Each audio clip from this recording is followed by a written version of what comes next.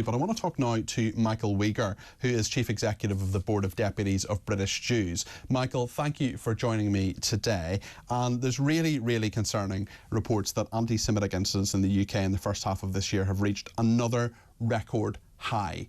Of course, there is the context, and it's no excuse whatsoever. It's just one of the reasons that might have happened. In fact, it's a horrendous thing, which is the last 10 months in Israel and since the 7th of October attacks. But are there other reasons as well, Michael, why Britain's Jews are being subjected to such horrific and completely unspeakable and in no way justifiable abuse?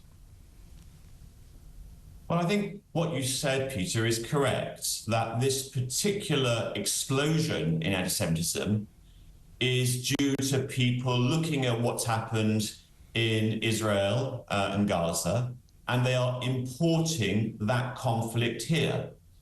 It comes to a backdrop of the process that we saw starting in the Jeremy Corbyn years, which in a sense unleashed anti-Semitism, which to a degree had been under control in the UK for some years. So what we're seeing now is an extreme growth in anti-Semitism in the far right and in the far left, and by Islamists. Now, of course, most people who are moderate left-wing, moderate right-wing, and of course Muslims are not bigots, they're not anti-Semites.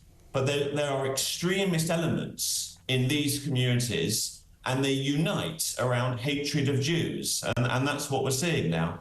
We've seen those pro-Palestinian marches, not just in London, but right across the country as well. And they just seem to be full of people who hate Jewish people, quite frankly. Not every single person will. Not every single person will feel that way. There are some people who join those marches for reasons which are, they would believe anyway, reasonable reasons, and, you know, people who will join them to say, I want peace in the Middle East. We all want peace in the Middle East. But my point on the pro-Palestinian marches particularly is that, or as people shouting, as we saw with that Labour councillor who's just been arrested, free Palestine, for example, that's not a neutral phrase, because that means different things to different people. And also, you have the police, to me anyway, Michael, who do not seem to be intervening nearly as much as they need to for people who are glorifying Hamas terrorists and are holding Britain's Jews responsible for the actions of a foreign government. Well, on the first part of what you said, we are concerned about these marches. And I think it's true what you said, I agree with you. The majority of people who go are law-abiding and peaceful and are not problematic. There have been certain concerns around slogans that have been used over the last months, such as from the river to the sea and other similar expressions, which I think are understood correctly by the Jewish community to be calling for the end of the state of Israel. And so we've been concerned about the amount of marches that have taken place, and sometimes we've been concerned about the routes, which have often gone right near some of central London synagogues. And I think it's fair to say that a lot of Jewish people are very reluctant to go into the centre of London on Saturdays when these marches are happening, because they are very intimidating. We were concerned about some of the police monitoring of these events in the beginning. I do think it's fair to say that the police responded very well to our concerns. We're in constant dialogue with them. And I don't think that the majority of the Jewish community are unhappy at the policing at the moment. Do you think it's got better? Of course, the police can make mistakes and do more. Of course there are. But there is not a crisis of confidence between the Jewish community and London's police or Britain's police. So things have got better in that regard?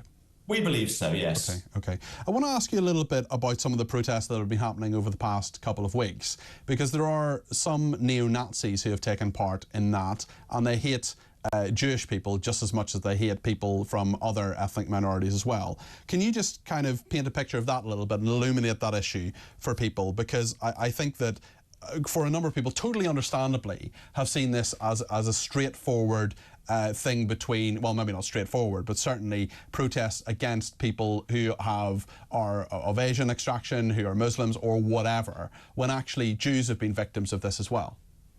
So there is a phenomena in British society, and it's probably true in other countries as well, that good people with good values and good politics are concerned about something. It might be from the left, it might be from the right, and they want to exercise their legitimate right to protest and to argue for something.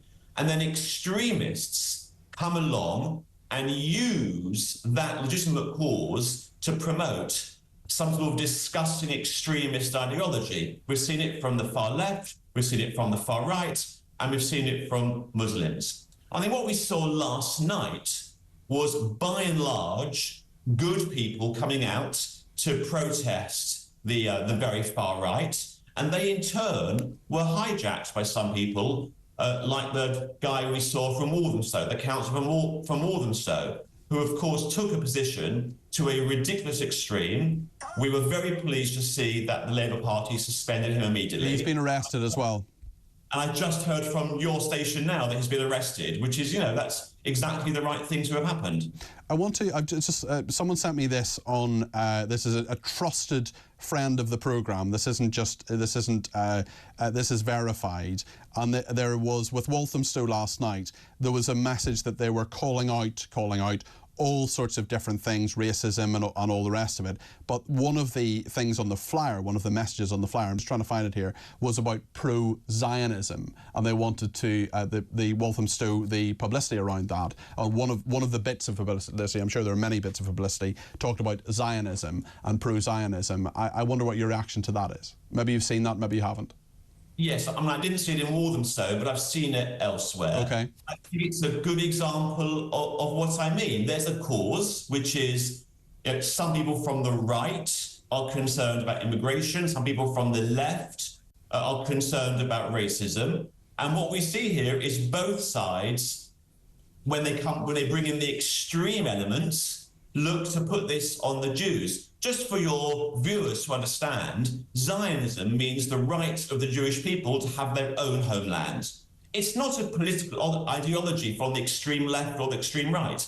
The overwhelming majority of British Jews are Zionist and sympathetic to Zionism, and we have a very wide range of opinions about Israeli politics. Yeah, because Israel, let's remember, is a democracy, and lots of people who are either in Israel or are Jewish people here in this country, or people like me who aren't Jewish, have lots of opinions. I would say I'm probably a Zionist, actually. I would say I certainly support the right of Israel to exist. I love Israel, been there, lovely people who come from there. I've interviewed a lot of them as well. Do I think Benjamin Netanyahu is a nice guy? I do not. And those are two very different things. Listen, thank you for talking to me. I hope we talk again. That's Michael Wegier there, who's Chief Executive of the Board of Deputies.